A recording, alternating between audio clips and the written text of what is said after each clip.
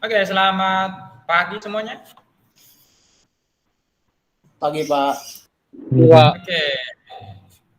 Nah, di pagi hari ini yang ya lumayan cerah, tidak ada mendung, hujan. Kita akan melanjutkan dengan mempelajari. Kalau kemarin kita ada bahas tentang namanya kapasitor dan dielektrikanya. Nah, hari ini kita akan lanjutkan dengan bagian yang ya boleh dikatakan barang goib itu aja ya, itu namanya medan magnet. Oke, untuk materi sudah saya uploadkan di Symfony, itu ada di Spawn, itu ada dua bagian. Nah, yang pertama yaitu di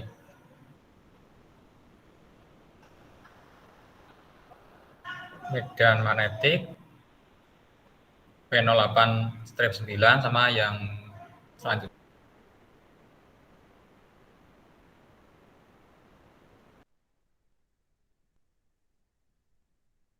itu P11 induksi elektromagnetik. Jadi untuk materi ini kita akan sama yang magnet.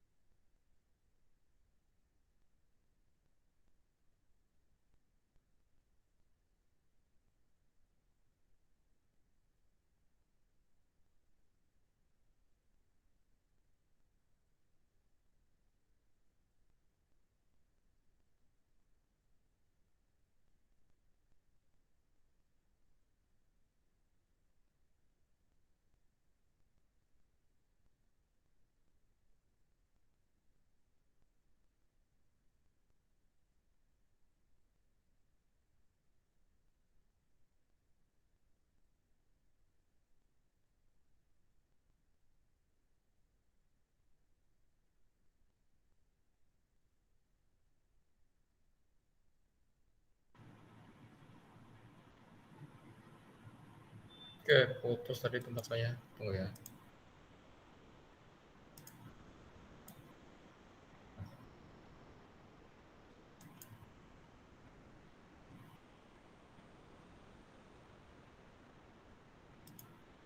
Oke, saya ulangi lagi. Nah, medan magnet pada dasarnya adalah sesuatu yang nggak bisa Anda halangi, nggak bisa Anda lepas dari si medan magnet ini. Anda selalu akan, kalau masih di bumi ya, itu selalu akan terpengaruh oleh si medan magnet. Sama seperti medan listrik, medan magnet itu adalah suatu ruangan, area di mana gaya magnet itu masih bisa Anda rasakan efeknya.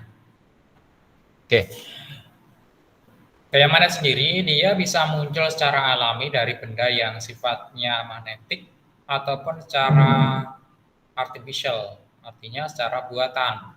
Contoh di sini kita bisa lihat itu adalah sebuah batang magnetik alami magnet, dia punya kutub north, utara dan south, selatan. Maka medan magnetnya dia akan bergerak dari arah utara ke selatan. Itu ya. Ini bisa Anda lihat dengan mudah dengan menaburkan apa? Menaburkan bahan yang dia menarik bagi magnet atau kami sering menyebutnya bahan ferromagnetik. Contoh serbuk besi. Maka Anda akan dapat melihat dengan jelas kasat mata yaitu si arah garis medan magnetnya. Nah, itu. Jadi di luar si magnetnya sendiri untuk si medan magnetnya itu bergerak dari arah utara ke selatan. Tapi di dalamnya ya dia muter dari selatan ke utara. Nah, kalau di medan magnet bumi, ya Anda bakal melihat jelas dengan apanya, dengan efek medan magnet itu ketika Anda lihat kompas. Ya, lihat kompas, maka kompas akan selalu menuju arah utara selatan. Karena dia apa? Ya dia terpengaruh, terefek oleh medan magnet bumi itu sendiri. Ya. Anda pakai kompas biasa maupun Anda pakai kompas elektronik, misalnya pakai HP Anda yang ada sensor kompasnya, itu dia akan selalu menuju ke arah utara selatan. Nah, medan magnet sendiri, kalau tadi itu yang sifatnya apa? Yang sifatnya dia natural, alami. Nah, medan magnet juga bisa diapain? Juga bisa Anda buat secara artificial. Dengan ngapain? Dengan yaitu memberikan arus pada sebuah penghantar atau konduktor. Maka di sekitar konduktornya itu dia akan muncul yaitu medan magnet. Tetapi medan magnet sifatnya artificial atau buatan. Nah, lalu gimana untuk menunjukkan arah garis medan magnetnya? Anda bisa menggunakan yaitu apa? Kaidah tangan dan ibu jari seperti itu. Jadi ibu jari Anda itu dia menunjukkan arah arusnya, lalu keempat jari lainnya itu menunjukkan arah medan magnetnya yang sifatnya induktif. Nah, itu ya. Tuh. Jadi kalau di situ kita bisa lihat di situ ada sebuah batang dikali arus, maka kalau Anda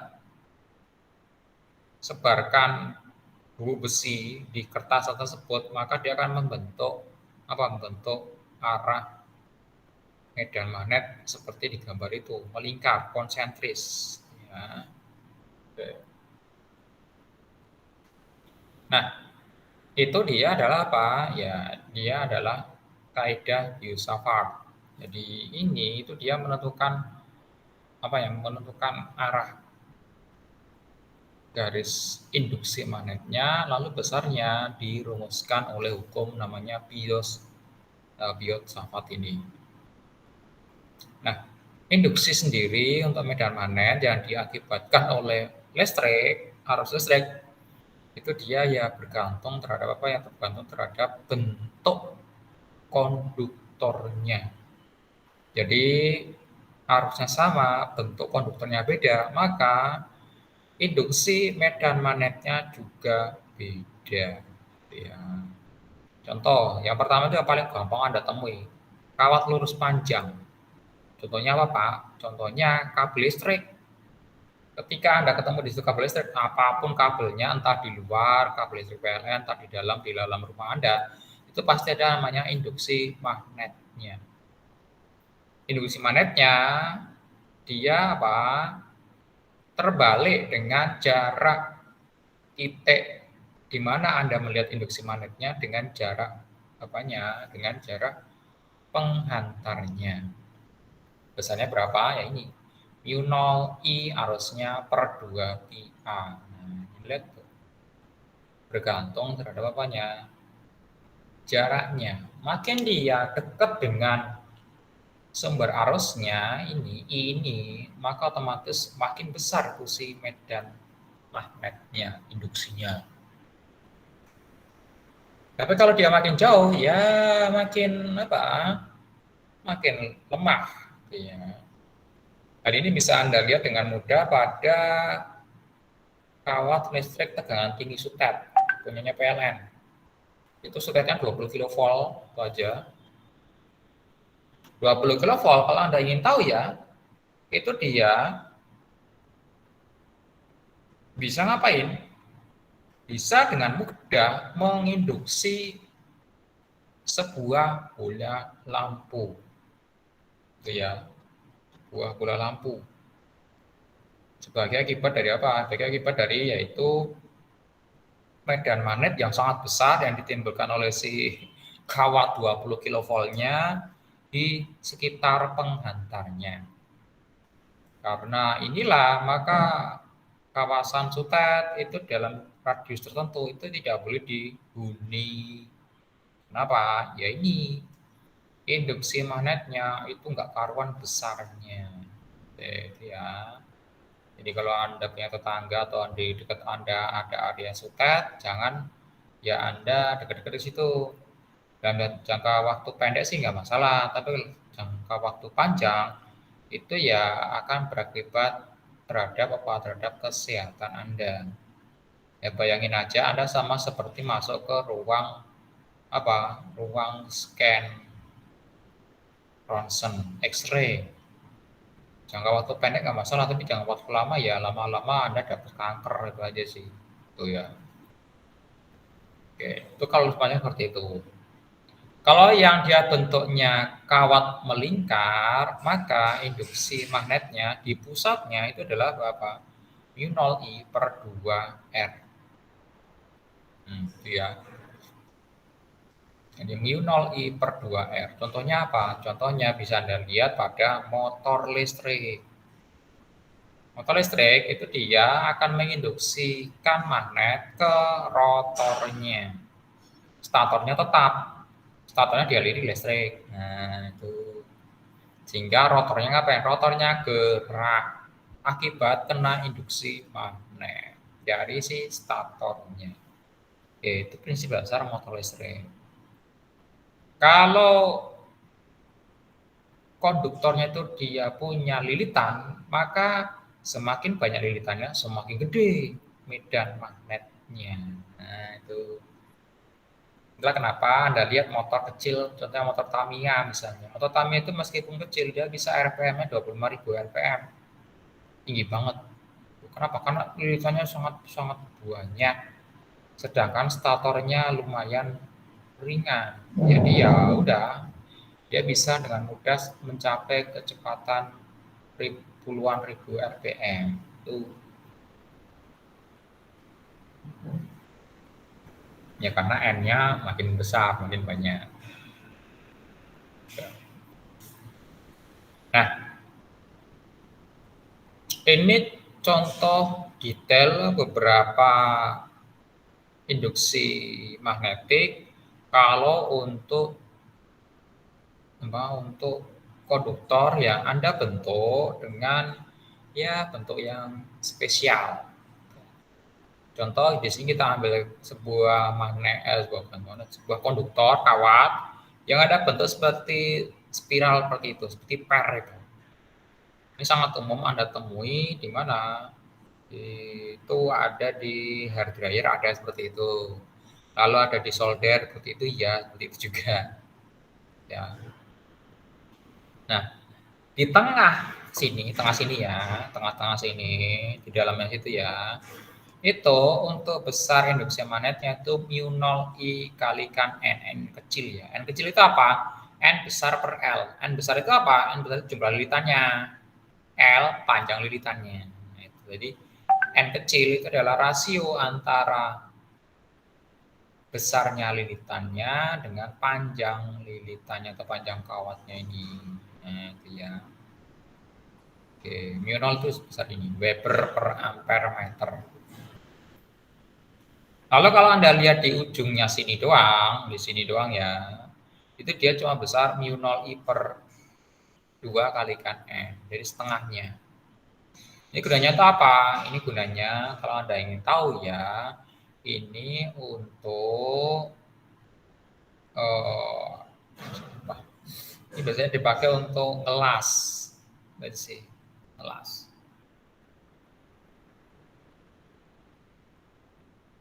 Ya, ngelas, glumerin batang besi, batang metal yang dia sangat keras, menggunakan induksi magnetik. Tuh, jadi jangan dikira induksi magnetik itu dia nggak guna, dia sangat guna, tapi juga kadang-kadang merugikan. Ya,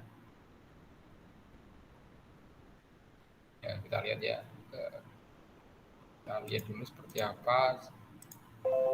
Namanya kalau nggak salah inductive well.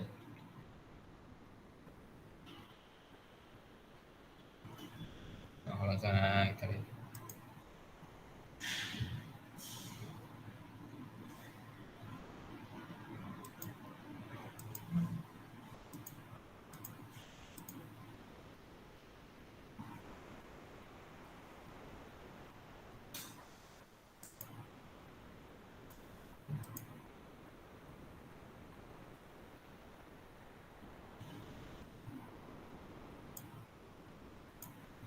Tuh.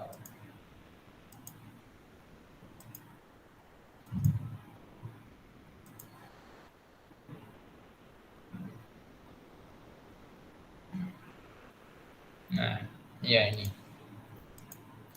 Ini contohnya untuk implementasi yaitu medan induksi magnet saja, induksi magnet kalau di dunia pengelasan. Dunia pengelasan yang biasa Anda kenal itu dia menggunakan gas sebagai apanya? Sebagai katalisator untuk melumerkan si besinya ini. Tapi menggunakan induksi magnetik Anda bisa membuat apa? Ya kepada seperti welder mesin, mesin las itu yang secara sempurna itu akan ngapain? Menjoinkan atau akan menggabungkan berbagai macam metal. Tuh. Kelebihannya ada. Dia sangat rata untuk apanya? Untuk yaitu menyambungkan apa? Menyambungkan metal seperti ini. Tapi kelebihannya lagi ada lagi yang paling bagus, yaitu namanya apa? Yaitu aman bagi manusia. Namanya gimana Pak? Amannya, dia tidak akan ngelas daging Anda. Jadi dia hanya bekerja pada apa? Metal. Nah, itu ya. Kita lihat misal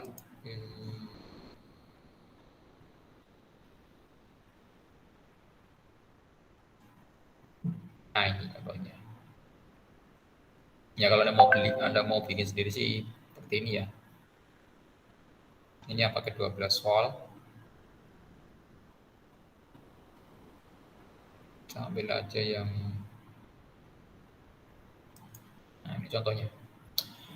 Ini bisa Anda buat dengan mudah.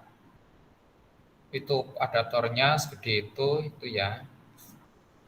Terus Anda lihat ini apanya ini? Ini kumparannya. Jadi kumparannya lihat bentuknya coil. Coilnya sama seperti yang ini. Nah, berarti di situ ada apa? Ada medan induksi magnetik sebesar mu0 kalikan I kalikan N besar per L. Berarti Anda bisa atur apa? Anda bisa atur seberapa besar induksi magnetnya dengan mengatur arusnya ini, I-nya. Kenapa? Mu0-nya konstan, N-nya jumlah liternya konstan, L-nya juga konstan. Anda nggak bakal mengubah apanya, nggak bakal mengubah kawatnya ini selama bekerja. Makanya yang bisa Anda ubah apa? Arusnya. Makin gede arusnya, maka makin gede induksi magnetnya. Induksi magnet itu kalau dia ketemu ferromagnetik, dia akan membuat ferromagnetiknya materialnya itu dia ngapain? Panas molekulnya sampai akhirnya dia bisa menjadi lumer seperti ini. Nah kita hidupin ya, nggak sampai berapa detik langsung meleleh seperti itu. Itu panas banget. Ya kalau Anda mau pegang silakan sih aja. Metal ya itu. Oh, itu induksi magnetik seperti itu efeknya. Nah itu gunting tuh. Nggak sampai semenit sudah seperti itu. Kalau Anda biarin terus-terusan jadi leleh tuh si gunting tadi itu. Itu hanya memanfaatkan induksi magnet. Tuh ya. Tidak ada namanya aneh-aneh, tapi dia murni fisika biasa, yaitu induksi magnet tadi itu. Ini besi yang udah agak karatan. Itulah seberapa cepat untuk induksinya. Biasanya kalau besi ferronya agak kurang reaktif ya dia agak lama itu aja ya. Nah, tapi ya dia efek juga. Nah, itu. Panas tuh panas banget ya kalau Anda mau pegang silakan. Itu bola besi. Kita lihat.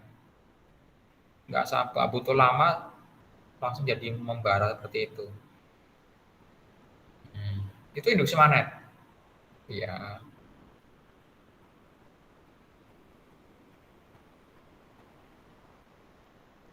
Nah, itu organik. hewan itu, ya, kecoa yang biasa Anda bisa dapatkan di dapur Anda, itu dikelilingi, dimasukin ke dalam jar top plastik itu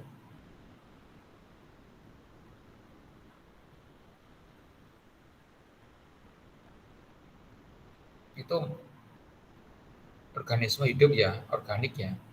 Kita lihat. Kalau secara teoritisnya, induksi magnetik itu tidak akan berpengaruh sama sekali dalam taraf yang membahayakan untuk organisme yang sifatnya organik. Tapi kita lihat aja. Ya, kalau Anda ingin tahu sih, kecoa itu tergolong apa? Tergolong hewan yang apa? Hewan yang tahan. Ya, para ahli sih menggolongkan kecoa ini hewan yang ya abadi. Ya, dia bisa survive bom atom, iya bisa aja. Ya meskipun kelihatannya jorok, tapi ya itu kelebihannya ya. Nah itu organik seperti itu. Jadi induksi magnetik itu pada apa?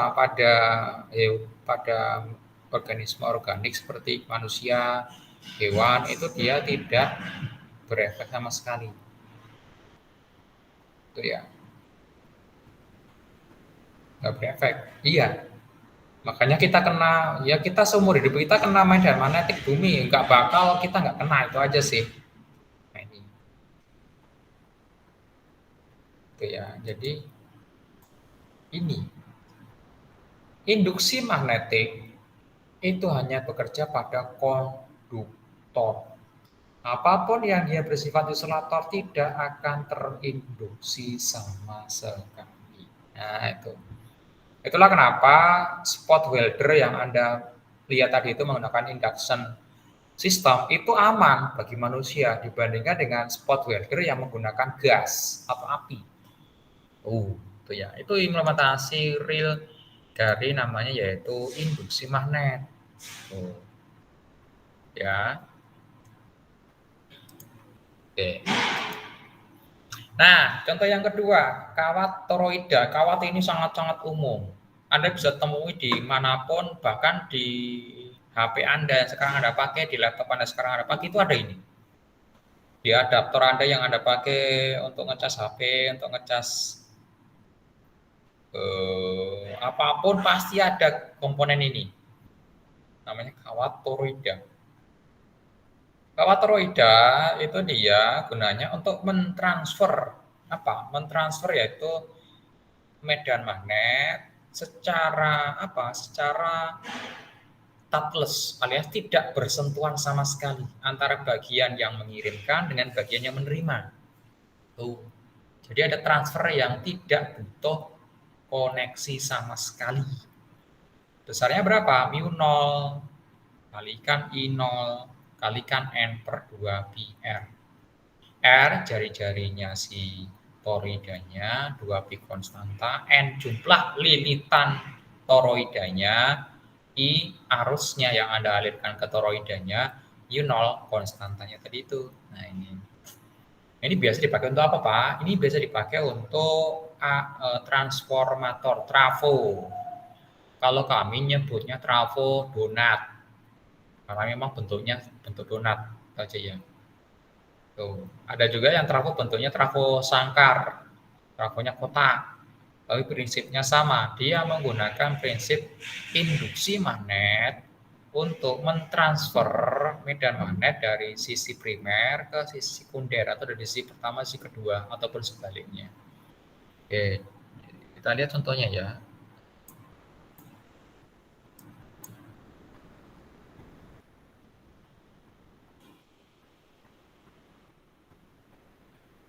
Nah, coba seperti ini.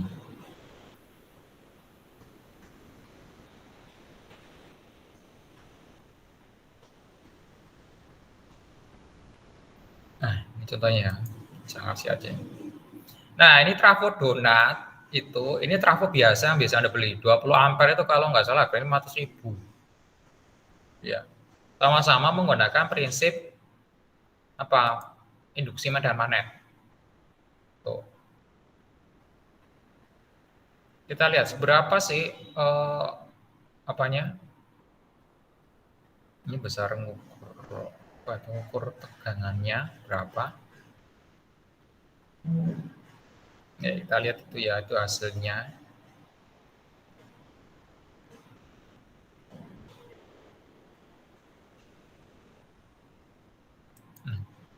Kalau Anda lihat untuk yang trafo donat itu secara apa? Secara kasarnya dia lebih efisien, apa ya? Lebih efisien untuk ngapain? Mentransfer medan magnet dari core-nya ini keluar ataupun sebaliknya dibandingkan dengan bentuk seperti ini. Oh. Itulah kenapa kalau Anda lihat di device-device audio kelas atas itu mereka nggak pakai ini loh. Ini jelek, itu aja jelek. Mereka pakainya seperti ini. Nah, trafo donat.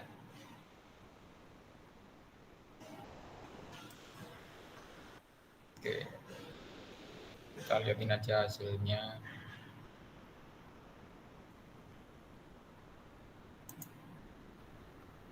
Nah, itu hasilnya ya. Oke, ini sesinya matiin aja lah.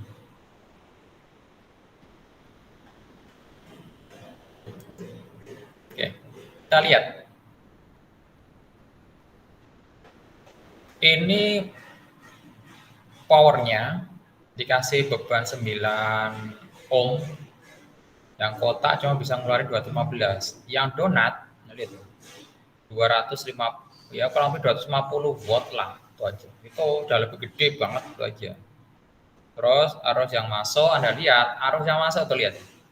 Arus yang masuk ditarik dari listrik itu dia cuma 1,4 kalau yang kotak. Sehingga yang 20 ampere tadi itu dia menyedot arus menyedot daya Anda cuma sampai segini 324 watt. Kalau yang donat dia lebih hemat. Lebih hemat. Iya. Lebih hemat. Jadi yang masuk kecil tapi keluarnya apa? Efisien. Mendekati efisiennya. Efisiensi ya ini Anda lihat tuh. Kotak itu cuma 66%, yang donat ya 90% ke atas. Itu kelebihannya. Jadi kalau Anda mau bikin sesuatu, nanti silakan Anda cari kalau Anda mau pakai trafo ya silakan pakai trafo yang donat itu aja. Jangan yang kotak. Itu ya. Karena efisiensinya lebih bagus yang kotak jauh daripada dari yang donat ya. Daripada yang kotak. Saya dulu pakai bikin amplifier itu pakai kotak ini, itu panasnya nggak karuan tuh aja. Trafonya. Habis diganti dengan donat, adem. Iya adem, adem banget. Dan amplifiernya lebih bertenaga. Kenapa? Karena ya ini bandingin itu. Hampir bedanya 30% lebih. 30% lah itu aja ya. Ya 25 sampai 30%. Bedanya efisiensinya. Nah, ini efisiensi kalau urusan energi itu sangat-sangat penting. Tuh. Oke. Makanya untuk kawat toroida itu kalau dalam modern seperti ini itu sangat penting, vital. Karena dia bisa memberikan efisiensi yang tinggi meskipun ya bentuknya sih agak aneh sih ya makanya. Itu itu ya. Sebuah kawat lurus dialiran listrik 10 ampere. Berapa induksi magnetnya di titik P yang jaraknya 5 cm dari kawatnya dan yang B jaraknya 10 cm. Kawat lurus, Anda lihat yang ini. Mu 0 I per 2 pi A. A-nya apa jaraknya. Ya. Berarti tadi rumusnya berapa? Nah, itu 10 ampere. Lalu ada A1 itu 5 cm. A2 itu 10 cm. 10 ya. Ini berapa? Hitungannya.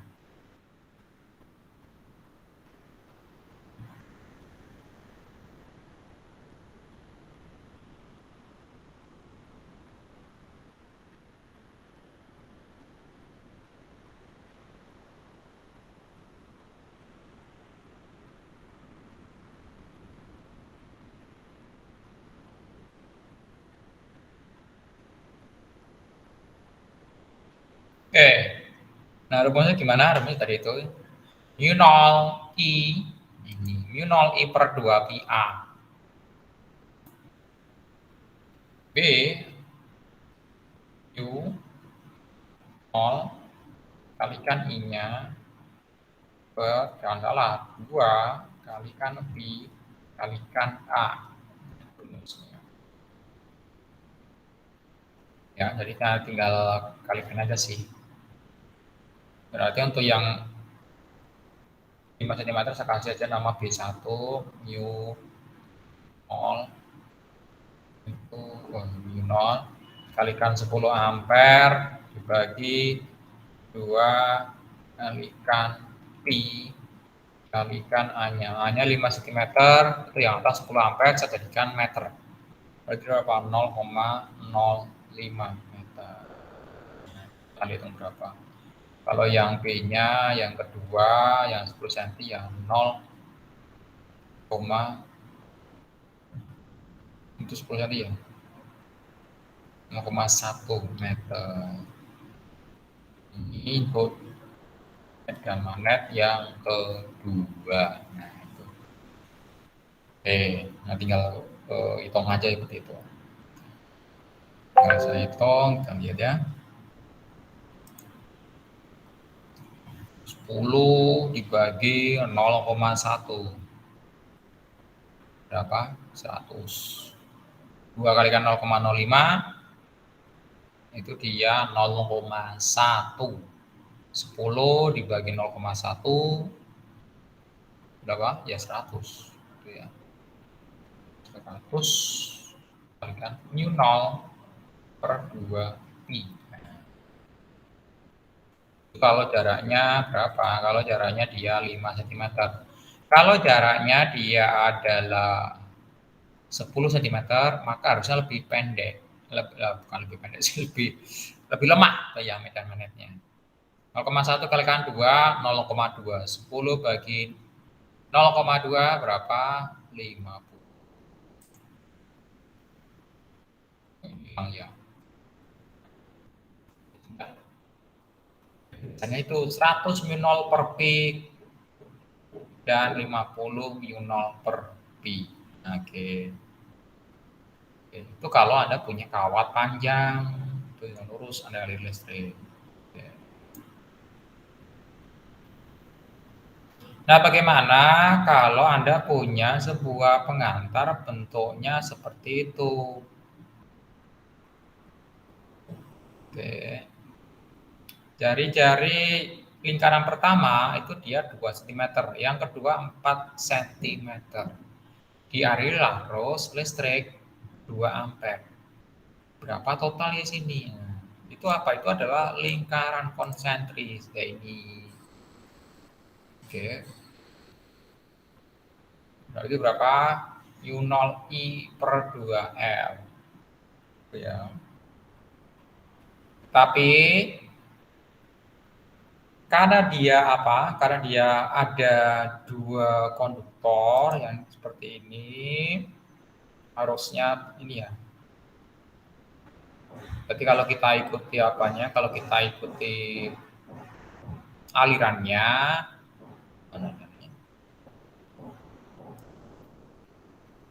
bentar, review.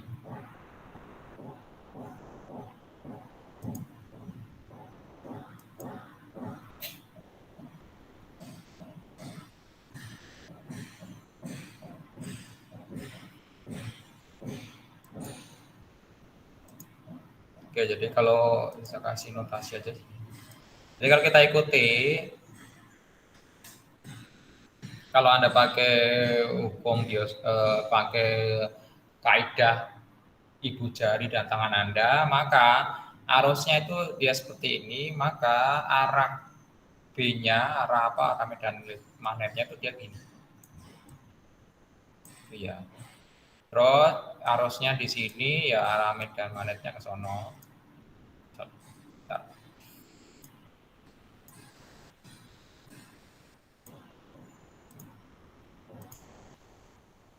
Itu untuk B-nya. Terus yang di sini juga sama.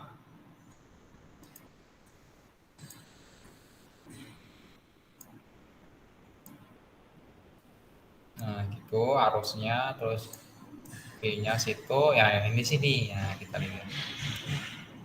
Ya di sini itu dia kebalikan, berarti yang di sini dia ke depan, yang di sini, yang di atas sini itu dia ke belakang untuk B-nya. Nah itu. Jadi kalau kita punya titik di sini, itu aslinya apa? Aslinya dia adalah gabungan antara yang medan magnet yang di sini akibat yang setengah lingkaran dalam ini dengan setengah lingkaran yang luar. Tapi Anda lihat tuh, arah medan magnetnya berlawanan. Nah, jadi yang ke depan kita hitung, yang ke belakang kita hitung. Harus Anda hitung beda-beda seperti itu ya. Ya bisa Anda samakan. Oke. Tadi rumusnya gimana? Kita lihat ya. Untuk yang lingkaran itu dia berapa? Mu 0 I per 2R. Nah, itu. Mu 0 I per 2R. Kalau kita asumsikan yang ke depan itu positif, maka yang negatif itu yang ke belakang. Jadi yang jari-jarinya 4 cm itu dia jadi mengurangi yang depan. Oke. Seperti itu ya idenya. B, B totalnya, BT misalnya, itu adalah B yang ke depan, kita anggap yang positif, B berapa itu A1, B1 dikurangi dengan yang ke belakang, B2.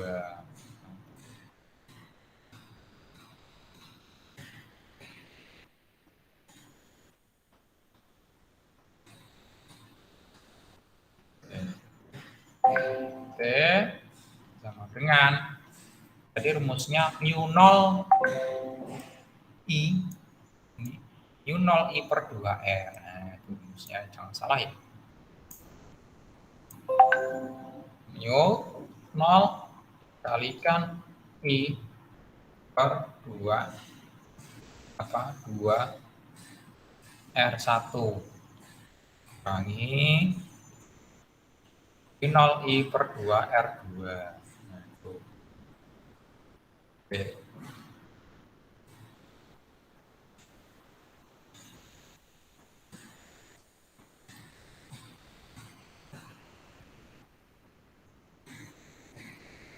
Oke, ini mu 0 I-nya per 2 itu dia kita bisa keluarkan sehingga kita bisa kalikan dengan 1 per R1.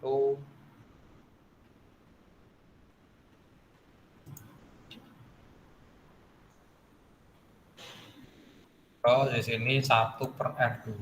Nah, itu. Oke, salah. Rumusnya. Terus R1, berapa R1-nya ini dia jari-jari satunya itu 2 cm. Ya, setengah dikurangi seperempat. Berarti berapa? Ya, seperempat. Ya, seperempat cm. Nanti yang di sini mu 0 I dikalikan 1 per R1. Ini setengah dikurangi seperempat. Ya, seperempat cm. 1 per 4 cm. 4 cm itu 0,04 meter. Nah, itu. Jadi kalau Anda kalikan ya berapa?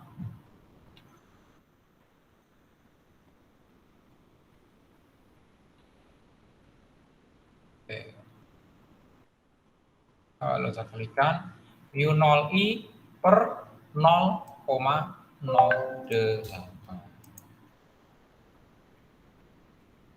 Nah, itu besar totalnya ya. Jadi 8 per 100, 100 per 8, berapa ini? 12,5. 8, yang bawah sini 8 per 100, kita balikin 100 per 8. Jadinya berapa? 18, 12,5. 12,5 kalikan mu 0 I. Ini berapa tadi? 2 ampere. Kalikan 2. Kalikan mu 0. Jadi kita hitung untuk Itu hasilnya 25 mu mol. Nah, itu kalikan mu nol. Weber WB. Nah, itu besarnya ya. Tuh. Oke. Jadi kalau Anda lihat cara Anda melilitnya, nah ini.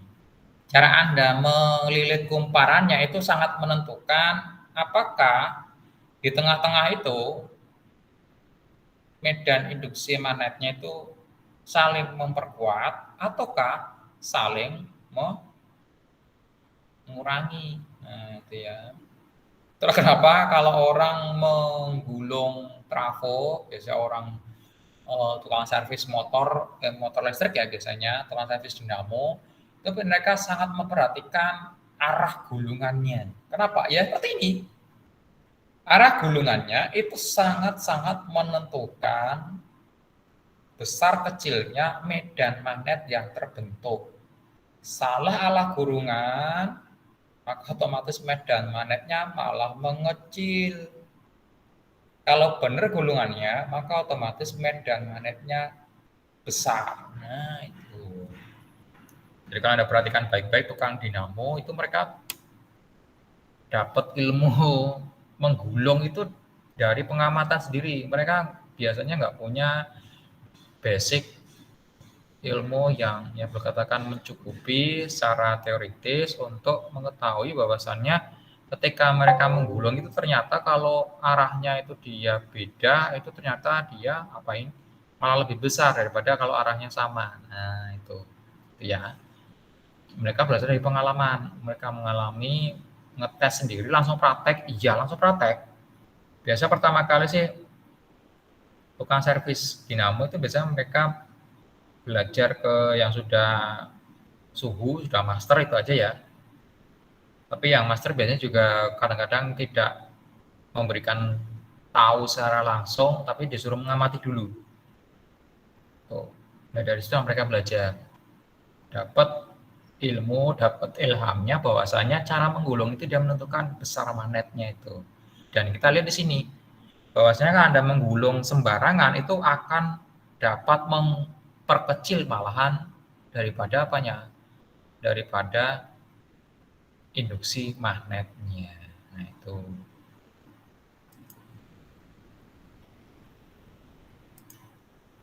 Oke. Nah, sama seperti muatan listrik, sama seperti benda yang bergerak, maka sebuah pengantar, Anda kasih arus listrik, maka dia akan ngapain?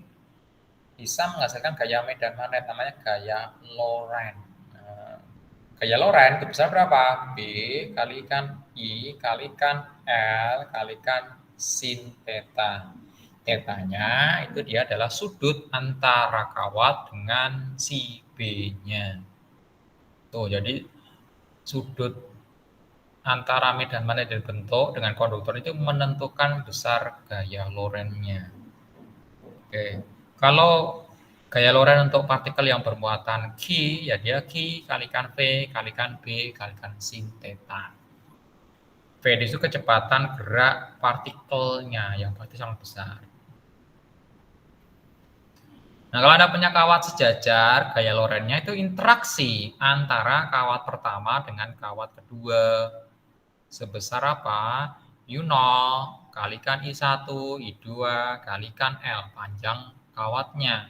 Dibagi 2 pi A jarak antar kawatnya.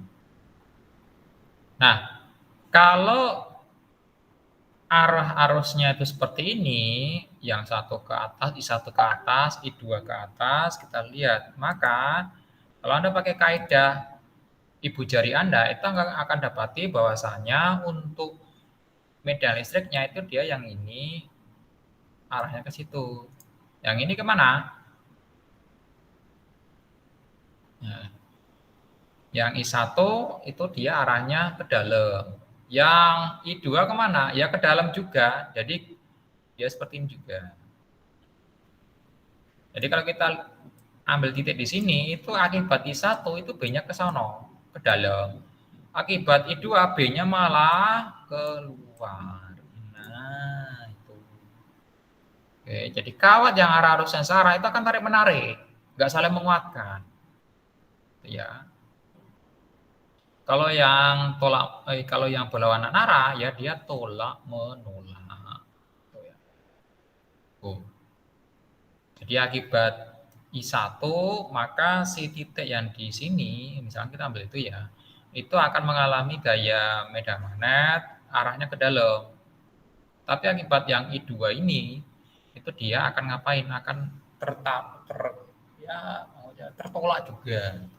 Jadi saling ngapain ya? Saling tadi itu sih tarik menarik. Yang satu akan menarik ke dalam, yang satu akan menarik keluar. Itu besarnya yaitu mu 0 I1 I2 kalikan L per 2 pi A. Kita lihat. Sebuah elektron bergerak dengan kecepatan 5 kali 10 meter per sekon sejajar dengan kawat berarus 10 ampere. Berapa gaya yang dialami satu titik yang berjarak 1 cm.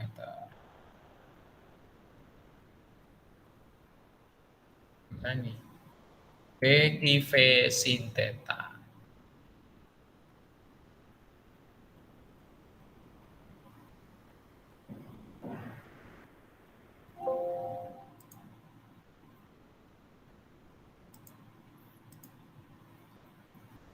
Oke, untuk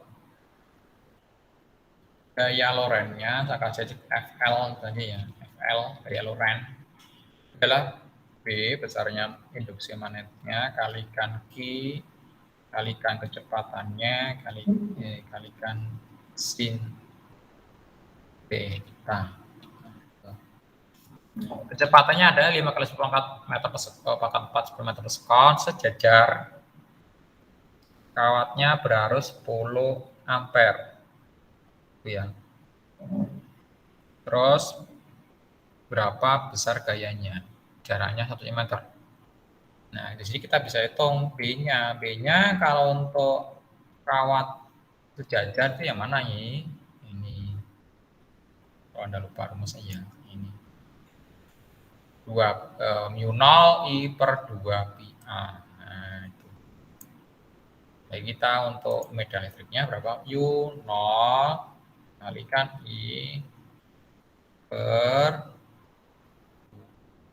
dalam kurung 2 pi A. Nah, itu caranya. Masukkan ke sini.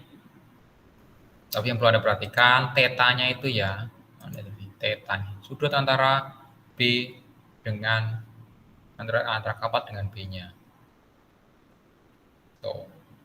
Nah, karena ini adalah kawatnya sejajar, B-nya dia ngapain? B-nya ya dia tegak lurus dengan si kawatnya. Sudutnya 90 derajat. Berarti sinnya berapa? 1. Ya. Nanti kan masukin ke situ. Berarti gaya Lorentz-nya dia adalah mu 0 kalikan I kalikan Q kalikan V kalikan sin 90 derajat, oke, dibagi 2 pi kalikan jaraknya 1 cm 0,01 meter. Oke, kita langsung hitung aja.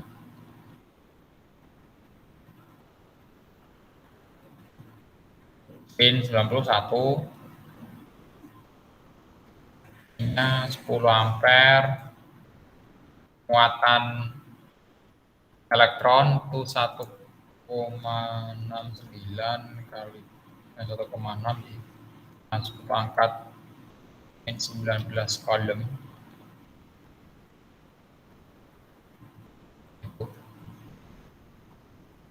Kecepatannya 5 dikali 10 pangkat 4 51 seper 0,1 ya 100 ya 100 kalikan 10 1000 1000 dikalikan 10.000, 10 pangkat 7, 10 pangkat 7 dikalikan dengan 10 pangkat min 19. Jadi 10 pangkat min 12. Pangkat min 12. Kalikan 1,6 dibagi 2, 0,8. 0,8 kalikan 10 pangkat min 12.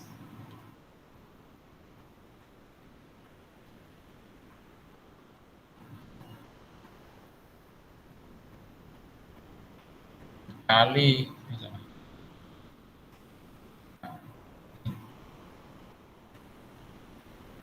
mu 0 dikali mu 0 ya. Oh ya, bukan dikali, dibagi pi. Nah, itu. Berapa Newton? Nah, sebesar itu ya. Untuk gayanya. Oke. 0,8 kalikan sepakat min 12 kalikan U0 per pi Newton.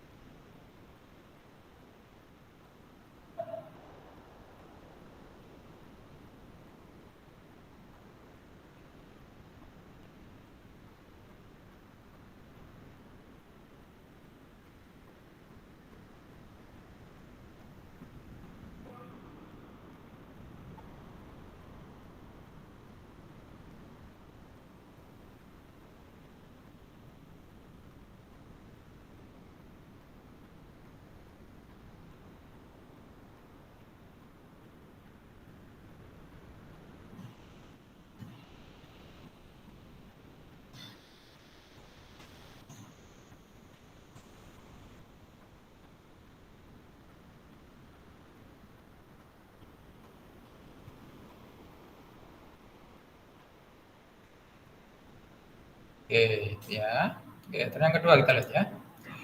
Oke, ada dua buah kawah sejajar dialiri arus sama besar. Sejajar sama besar. Nah, itu. Ada gaya Newton nongol 2 kali 10⁻7. Jarak antara kedua kawatnya 1 meter. Berapa arusnya yang dialirin aja nih? BIL kalikan sin theta.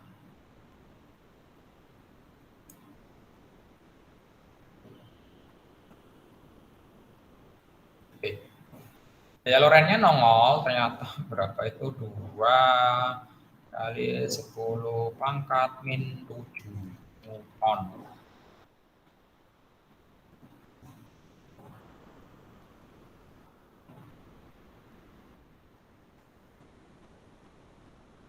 Oke.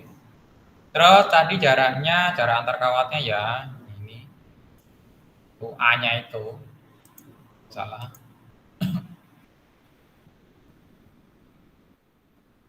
Meter.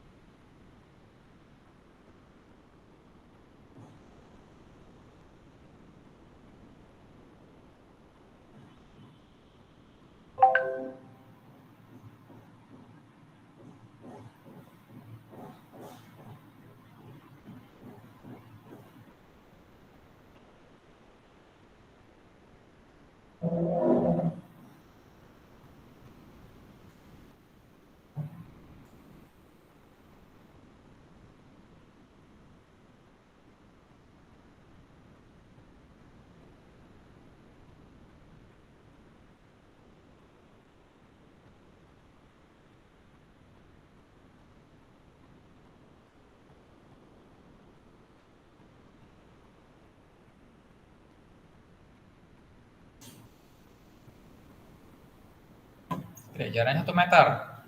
Berapa besar arusnya? Ya tadi kita punya perumusan. Salah. Gaya Loren itu artinya apa? BIL sin theta. Ini Lorentz-nya PI less than theta. Kalau untuk kawat jajar ya ini.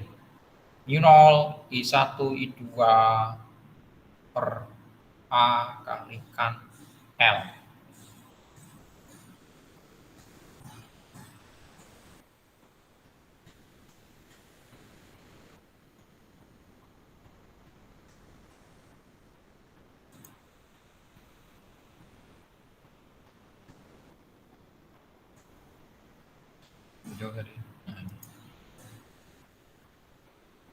U0, I1, I2 kalikan L per 2 pi A. U0 dan I1 kalikan I2 kalikan L per 2 pi A. Ya. Hanya jalan 1 meter standar, pi konstanta berarti yang bawah itu jadi 2 pi saja. Ya sudah, tinggallah si L itu aja. Terus I1-nya kita asumsikan sama dengan I2-nya. Itu ya. Berarti kita bisa hitung bahwasannya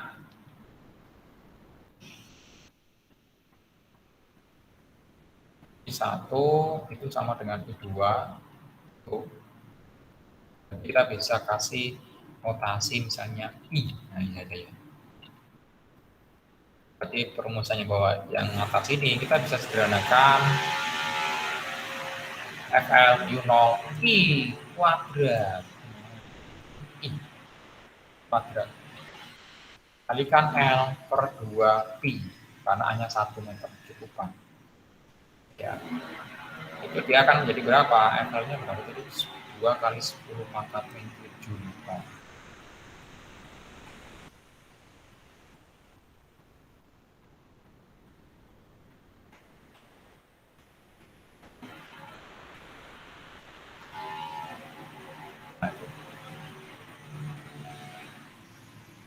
U0-nya berapa tadi? Kita lihat U0.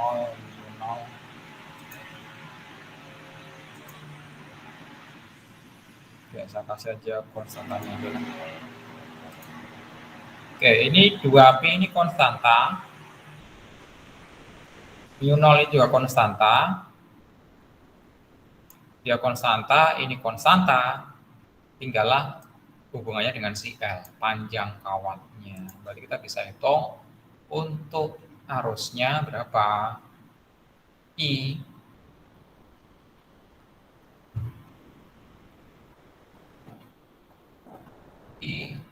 kuadrat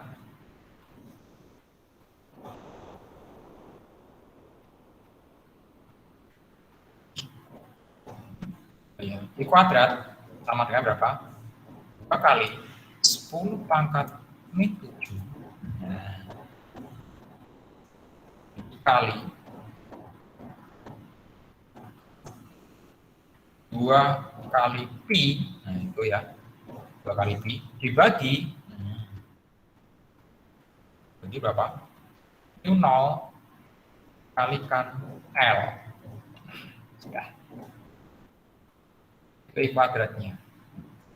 Jadi kita bisa hitung I-nya berapa? Ya ini kita akar kuadrat dari si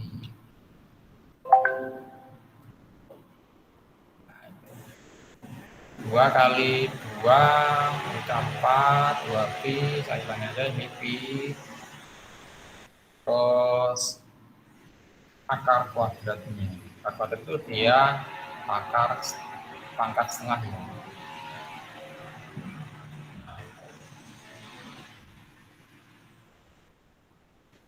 Ampere. Nah, sudah. Jadi dia besarnya segitu.